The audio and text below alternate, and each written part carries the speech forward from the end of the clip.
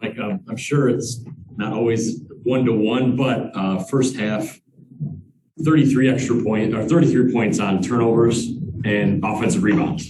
He is led by 32 at the break. Probably not that simple, but what was the emphasis, I guess, on creating those turnovers, pushing the fast break, and crashing the offensive plays?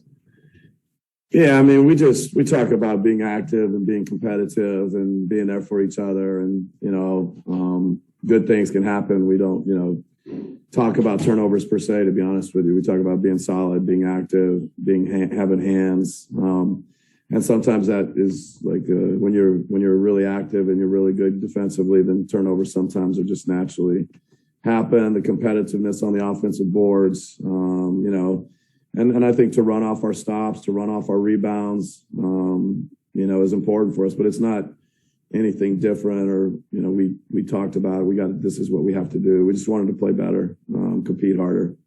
Along those lines, was that Drew maybe noticing that Trey may take a little longer on his follow through and running out and maybe getting some of those fast breaks, or was that something you guys saw in film and thought you could take advantage of? No, I mean, I think that, you can test threes, and if you take care of the board, if you get a good contest, sometimes you can get a jump start on anybody, no matter who the 3-point shooter is, no matter who the defender is, and you got to take care of the boards before you can run.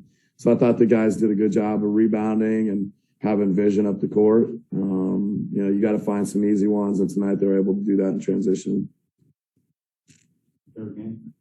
But just what do you think of Brooks' ability to affect the game more? I know he came up a little bit in the drop. He was playing pass lanes a little more. Just what did you see from him that made it more typical of Trey? Yeah, he's just, I think active, and he's got such a good feel and good read, in the pick and roll defense. And, he was at his best, and that's what we need from Brooke. And he just got great timing, great understanding of spacing, defensive spacing. He was just what we've seen a lot of nights, and like I said, we need that going forward. I don't know exactly what you call it, but what do you think of his ability to juke or stunt or whatever you might want to call where he plays in between? We just call it Brooke, so yeah, no, I mean, he's, I think, try and stay out of his way, just turn him loose, let him be himself, and that's when he's at his best. And then Drew had talked about being more physical, making it tougher. What do you think of his ability defensively to do that to Trey? Yeah, no, I mean, I think having him at the point of the defense, having him, the guy that's got the bulk of, putting the front of our defense and, putting pressure on the ball, letting them feel us and still keep them in front, and then be able to rebound, as a point guard and do things there. So, he's unique, and, we need more from him the same. Y'all had a game 2 in the last series where you lost big and then turned it right around in one game. With the veteran team you have, it'll be easy for them to kind of put this in the rearview mirror going into game 3 and not have any kind of false sense. Yeah, I mean, I think it's just we got to have the right mindset. Going on the road, we got to win on the road, but you just gotta find those competitive moments. You got to dig deep, stay together. It's good. The road can be good for you. It's certainly a challenge, but this group's won on the road, and that's what we need to do. About game 1, how many things do you feel like we needed to fix? I just think like our activity, at times we just weren't as active as we needed to be. And so that's kind of an all-encompassing, word or concept and mentality. And, and so I think we had good stretches in the second half.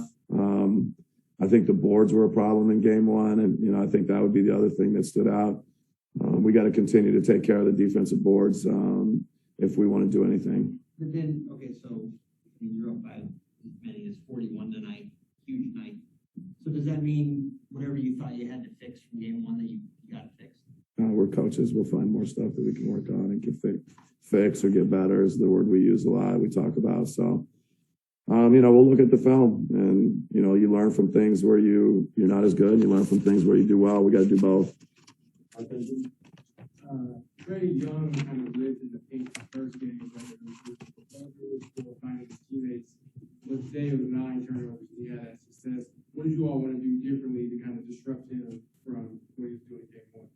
just be more active.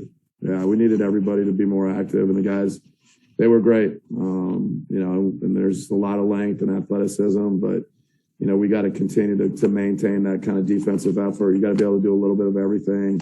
You got to be active. You got to get to shooters. You got to rebound. That's what it takes to play a good team like Atlanta. And after game one, whether it's you, Chris, Giannis, Drew, you all seem more annoyed and angry about losing that game. How did you take that? Well, how did that affect how you all want to come out of this game and be able to feel such a commanding lead?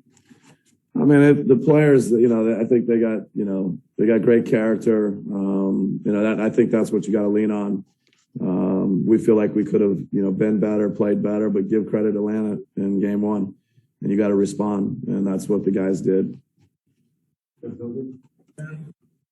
Mike, you're hitting on this on a couple of the answers, but when you talk about the activity on the defensive side, did you just show them the film from game one where they weren't active, and does it become just an effort thing right there, or is there some scheme involved as well? No, I mean, I think game one was a tough game. We had our opportunities. I don't want to get into there was an effort in game one. The guys were, they were doing a lot of things. There was a lot of things we did well, and we just needed to do more things better this game.